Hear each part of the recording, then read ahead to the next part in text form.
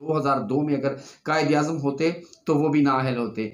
इसके बाद वो ना रह सके तो उन्होंने ज़ियाउल हक पर भी तनकीद कर दी कि ज़ियाउल हक ने क्या अच्छा किया था जो ज़ियाउल हक ने जजेस को घर में बिठा दिया था। ये भी हुक्म दिया कि आइंदा वुकला के ऊपर अगर ऐसी एफआईआर दर्ज हुई, जो बंदा करेगा मैं उसको मुअत्तल करूंगा। बिस्मिल्लाहिर्रहमानिर्रहीम। नाज़रीन, मैं हूं आपका मेज़बान शकील साबरी और आप लोग देख रहे हैं डीपीएन टीवी। नाज़रीन, हम लोग नेशनल न्यूज़ के साथ आपके साथ रोज़ हाजिर होते हैं और आज की जो बड़ी दबंग एक समाअत चल रही है सुप्रीम कोर्ट ऑफ पाकिस्तान में, नाज़रीन, उसके हवाले से हम लोग बात करेंगे कि 5 साल तक नाअहली या ताहयात नाअहली के जो समाअत है ये कर रहे हैं जस्टिस काजी फाइज ईसा, और इनके साथ एक मौजूद है लार्ज बेंच, और लार्ज बेंच में justice Mansoor Ali Shah, justice Yahya Afridi, justice Aminuddin, justice Jamal Mandokhail, justice Muhammad Ali Mazhar, justice Musarrat Hilali शामिल हैं। नाज़रीन, ये आज इसमें एक बड़ा चीफ जस्टिस ऑफ पाकिस्तान की तरफ से बड़े दबंग जवाबात आ रहे हैं। इसको पूरी दुनिया इस वक्त देख रही है और ट्विटर पे भी जो है एक लाइन लगी हुई है। नाज़रीन, इस पूरे सिनेरियो के ऊपर हम लोग बात करेंगे। असल में मौक़िफ़ ये चल रहा है कि नाअहली जो है वो क्या चीज़ है, कि नाअहली ताहयात थी या नाअहली 5 साल की थी। असल में जब अटॉर्नी जनरल से सवाल किया गया कि चीफ जस्टिस ऑफ पाकिस्तान ने फाइज ईसा ने सवाल किया कि आप मुझे ये बताएं कि आर्टिकल 62 और 63 में क्या फ़र्क है, तो अटॉर्नी जनरल जवाब देते हैं 63 जो है वो नाअहली है, जबकि 62 जो है वो अहल होने की ज़मानत है। उन्होंने कहा कि ये बताइए कि आपने जो इसको नाअहली करार दिया है, हमारे पास आर्टिकल में नाअहली तो मौजूद है लेकिन ये ऑनरेबल कोर्ट ने इसको ताहयात करार दिया था।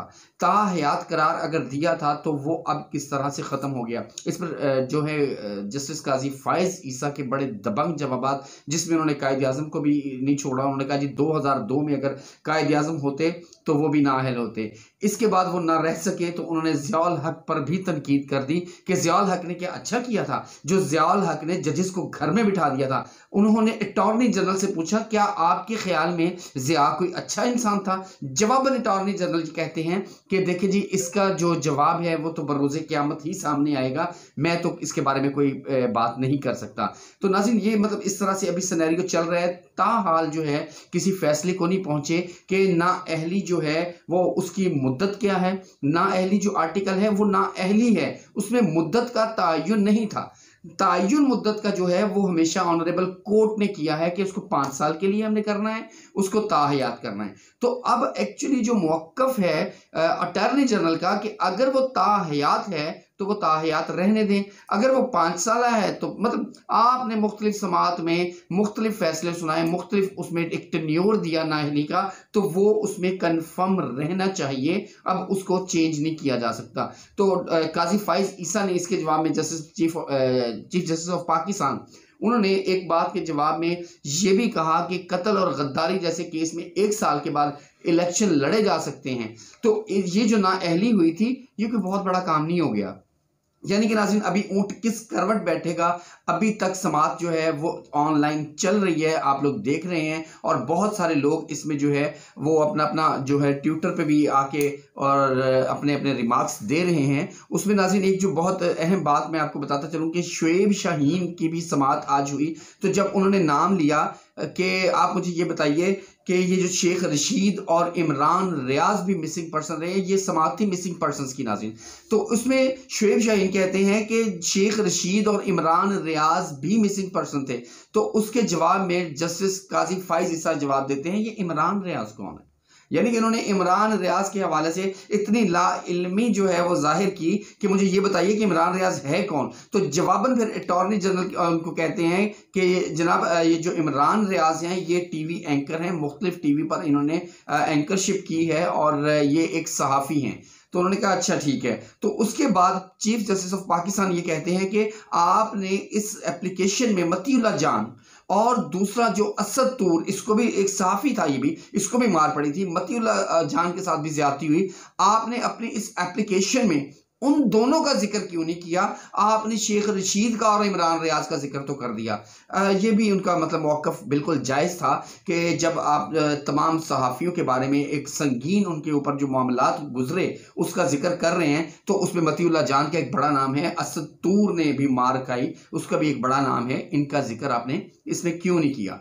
तो नाज़रीन ये मतलब उनका हक बजानिब था सवाल करना। और इसके साथ साथ नाज़रीन हम लोग कल की खबर जो थी खुर्रम लतीफ़ खोसा के हवाला से कि कल जब हथकड़ी उनकी खुल गई थी, हम लोग व्लॉग कर रहे थे, तब तक उनका जो फैसला था वो कलम बंद हो चुका हुआ था, लेकिन उसमें कुछ ताख़ीर थी। उस ताख़ीर के बाद हुआ नतीजा ये कि नाज़रीन FIR ही जज साहब ने खारिज कर दी कि ये इस FIR को खारिज करो, ये FIR बनती ही नहीं थी। और साथ में ना सिर्फ ये कहा कि इसको खारिज करो, साथ में ये भी हुक्म दिया कि आइंदा वुकला के ऊपर अगर ऐसी FIRs दर्ज हुई, जो बंदा करेगा मैं उसको मुअत्तल करूंगा।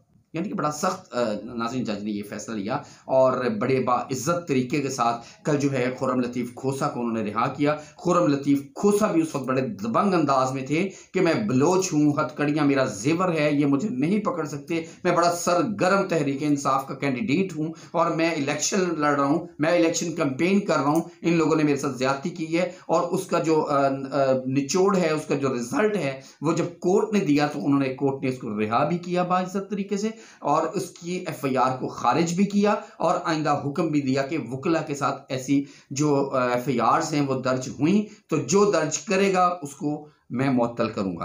अच्छा, इसके बाद नाज़रीन हम लोग चलते हैं कि पाकिस्तान रेलवे पर बात करते हैं कि आज तक हमारे सुनने में यह है आज पाकिस्तान रेलवे को इतना खसारा हो गया, आज पाकिस्तान रेलवे को इतना खसारा हो गया, लेकिन अल्हम्दुलिल्लाह एक अरसा दराज बाद पाकिस्तान के अंदर पाकिस्तान रेलवे ने भी रिकॉर्ड कायम कर लिया। नाज़रीन वो रिकॉर्ड क्या कायम किया है कि उन्होंने 40 अरब 6 माह में आमदन हुई है पाकिस्तान रेलवे को, और ये पहली दफा हुई है तारीख में, यानी कि ये रिकॉर्ड कायम हो गया। और दूसरी तरफ नाज़रीन हम लोग बात करेंगे शेख रशीद की कि शेख रशीद के भी कागजात जो हैं वो मुस्तरद हुए, नामंजूर हुए। इसके लिए उन्होंने एक दरख्वास्त दायर की कि मैं अपील करना चाहता हूं कि जनाब मेरे इन डॉक्यूमेंट्स को मुझे इलेक्शन में हिस्सा दिया जाए, तो उसको भी उसकी अपील पर समाअत के लिए मंजूर हो गई है। नाज़रीन समाअत के लिए मंजूर हुई है, कागजात मंजूर नहीं हुए अभी उनके।